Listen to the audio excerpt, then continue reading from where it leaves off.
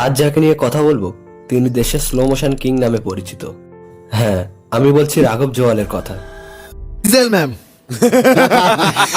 मातम गाय बना रहे हैं। अरे हमारा बच्चा अरे आपका बच्चा जिंदा है, मरे नहीं है वो। আজকের এই ভিডিওতে তার ক্যারিয়ার শুরু, সিনেমা ইন্ডাস্ট্রিতে এন্ট্রি, জনপ্রিয়তা এবং আপকামিং প্রজেক্ট সহ সবকিছু নিয়ে কথা বলবো।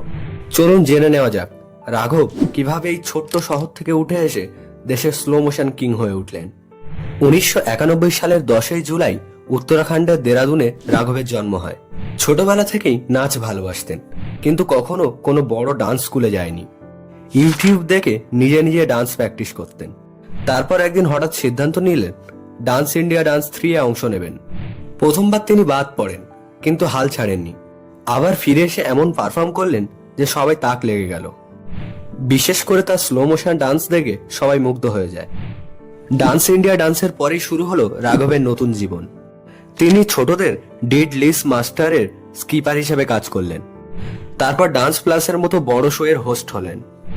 তার কমেডি টাইমিং, নাচ আর কথা বলার ধরন সব মানুষকে হাসাতো আর আকর্ষণ করত।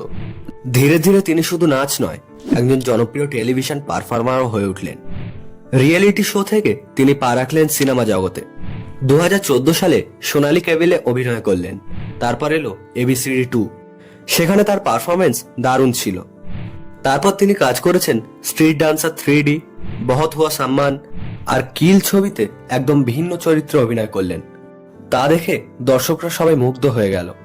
বিশেষ করে সম্প্রতি মুক্তি পাওয়া ব্যাটস অফ বলিউডে তার অ্যাক্টিং নিয়ে নতুন কিছু বলার নেই। এই সিরিজটিতে রাঘবের অভিনয়ের পরেই সে যেন নিজের জাত চিনিয়ে দিয়েছে। সোশ্যাল মিডিয়া ওপেন করলেই তার ডায়লগের ক্লিপগুলো যেন ছড়াছড়ি করছে। রাঘবের বিশেষত্ব হলো তার স্লো মোশন স্টেপ। যেভাবে তিনি তার নিজের শরীরকে কন্ট্রোল করেন সেটা দেখতে মনে হয় যেন সিনেমার এফেক্ট।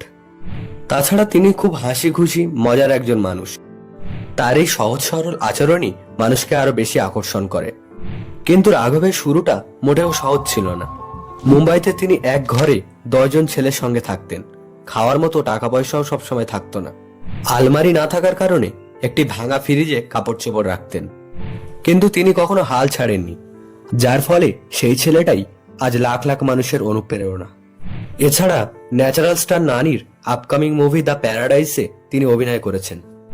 এই ছবিতে তিনি আবার এক নতুন চরিত্রে অভিনয় করেছেন, যা দেখে অনেকেই বলছেন যে এই ছেলেটি ভবিষ্যতে বড় স্টার। রাঘবের গল্প আমাদের শেখায় কখনো হাল না ছেড়ে নিজের ট্যালেন্টের উপর বিশ্বাস রাখো।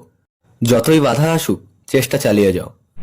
তিনি প্রমাণ করেন আপনি কোথা থেকে এসেছেন সেটা বড় কথা নয়, আপনি কতটা পরিশ্রম করেন সেটা বড় কথা।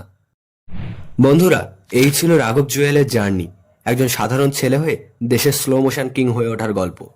ভিডিওটি ভালো লেগে থাকলে লাইক, কমেন্ট আর সাবস্ক্রাইব করতে ভুলবেন না।